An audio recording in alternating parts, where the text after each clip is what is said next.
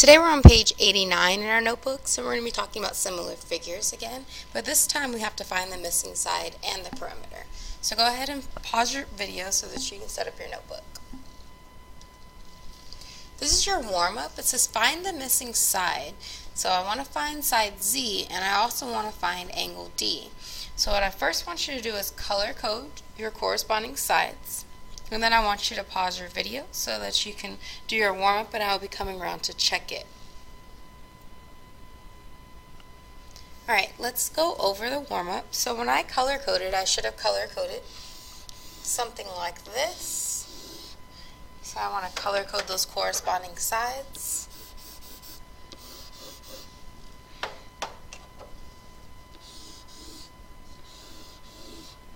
So now that I've color coded, remember that I need to create a box in order to solve this. I need to label my triangle small and big so that I can also label it correctly on my box. And I want to find side Z. Well, side Z is in blue, so I want to have blue in my proportion. I have to have that blue box here. And so all I need is another side. So let's use red. You could use green, but let's use red. If you use green, you'll still get the correct answer.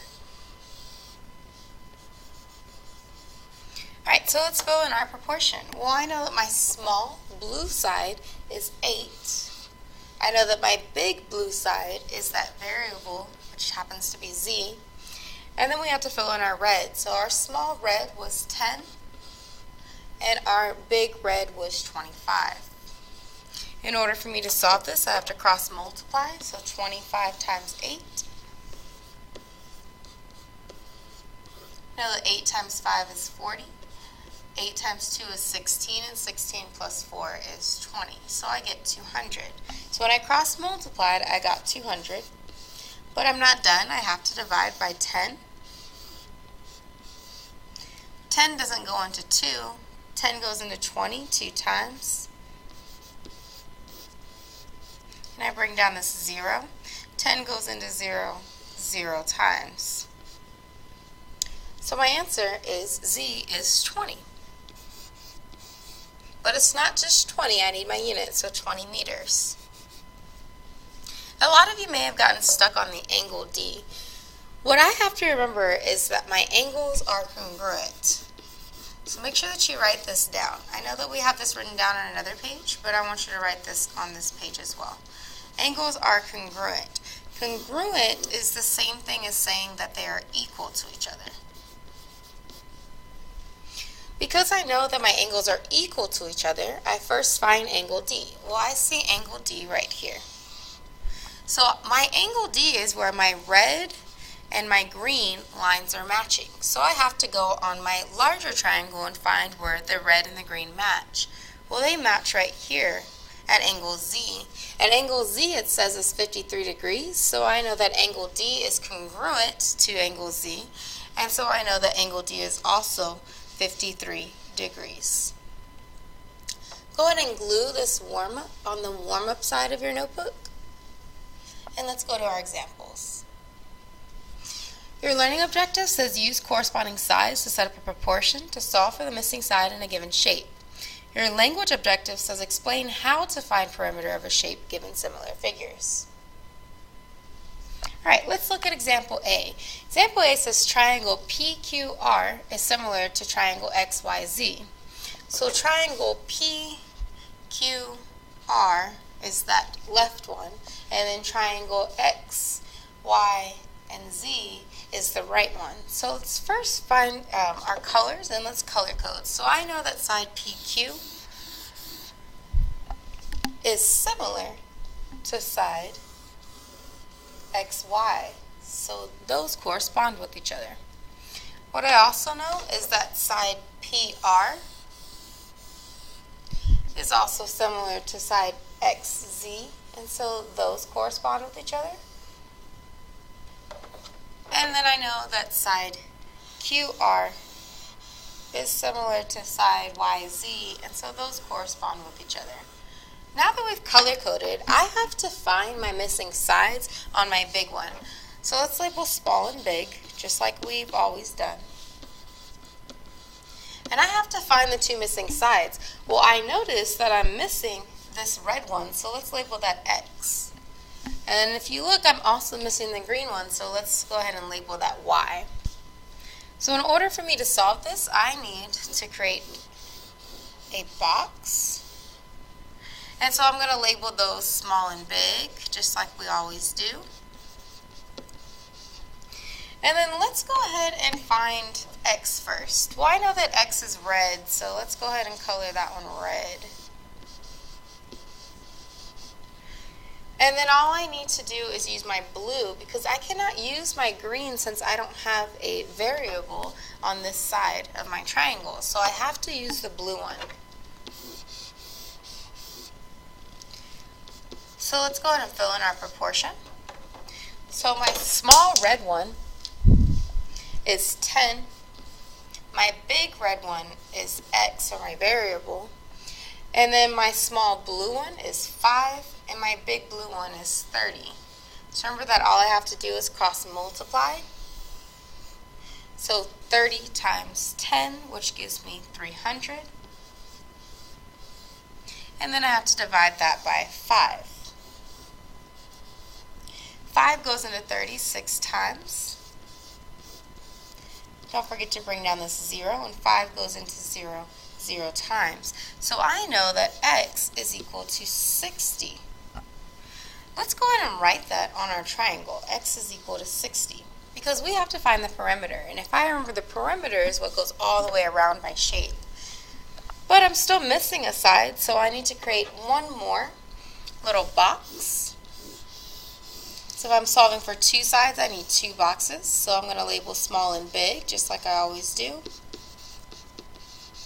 This time I'm trying to find that green side. I'm trying to find that Y. So let's go ahead and color this first one green.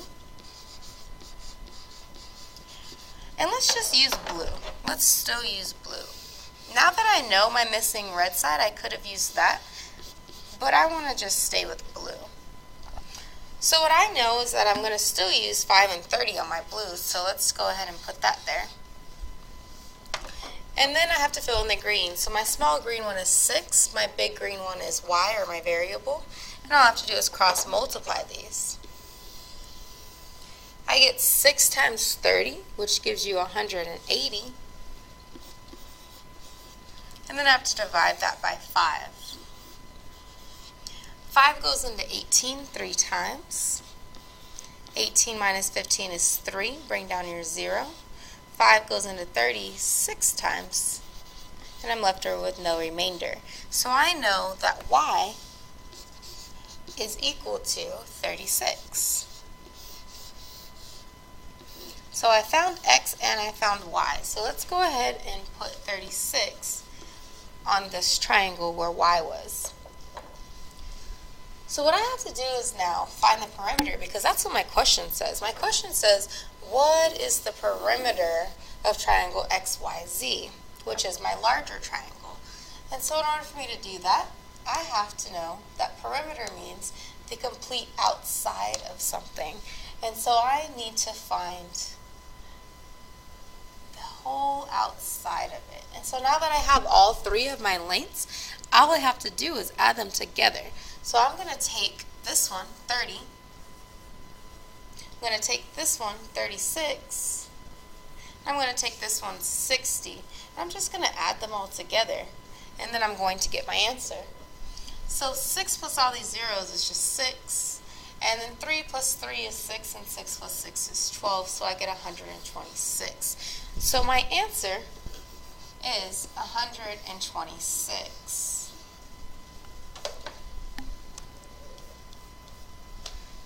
So let's go ahead and go to example B.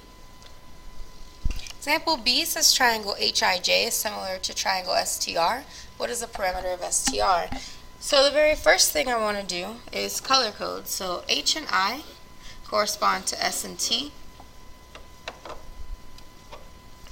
I and J correspond to T and R.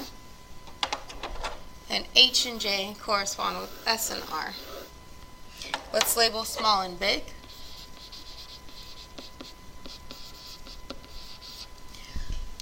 So what I'm going to have to do is find a couple of things. First I need to find X, and then I need to find my perimeter. So let's go ahead and draw our box here. So I'm going to label small and big. And then what I actually want to do, let's go ahead and cross this out. We don't actually need to find that side because it already gives me my green side and already gives me my red side. So all I have to find is my blue side. So let's go ahead and color this blue because I need to find my blue. And so then let's use red. I have to use red since I don't have anything on my small green side. So let's go ahead and color this last one red. So I'm going to be using red and I'm going to be using blue. So let's go ahead and fill this in. So I know that my small blue one was 6. My big blue one is my variable, or my X. Then my small red is 4. My big red is 10. So I have to cross multiply and divide. So I get 6 times 10, which is 60. Then I divide that by 4. 4 goes into 6 one time. 6 minus 4 is 2. Bring down your 0. 4 goes into 20 5 times. So I know that X is equal to 15. But I have to find the perimeter. And remember that the perimeter is what goes all the way around your shape. And so what I have to do is I have to find this all added together. So let's first take our 10. So I have 10. Then let's take our 12. And let's take our 15 that we found. And let's go ahead and add those up. So 2 plus 5 is 7, and then those ones make 3. So my perimeter is 37. So my answer was 37. Let's go ahead and go to example C. Example C says find the height of the totem pole by using indirect measurement. So what they give us is they give us a person and a totem pole. So my person's height is 5. We're going to color code still. And the totem pole's height is H, or my variable. And the other side that I have is my shadow of my person, which is 4, and the shadow of the totem pole, which is 16. So I'm still going to use my box for this. So I'm still going to label this the small one, and this the big one. So I'm going to label small and big in my box. And then I'm going to use my 2 colors. So I know that I have red and I also have blue. And so let's go ahead and fill this in. My small red one is 5. My big red one is my variable, or H. My small blue one is 4. And my big blue one is 16. So I have to cross multiply. 16 times 5. 6 times 5 is 30, 5 times 1 is 5, and 5 plus 3 is 8. So I get 80, and I have to divide that by 4. So I'm going to do 80 divided by 4. 4 goes into 8 2 times. Bring down the 0. 4 goes into 0 0 times. So I know that H is equal to 20. But not just 20, but 20 feet. So the height of my totem pole is 20 feet. Let's go ahead and exit out of this video and go back to Edmodo so that you can do the last example.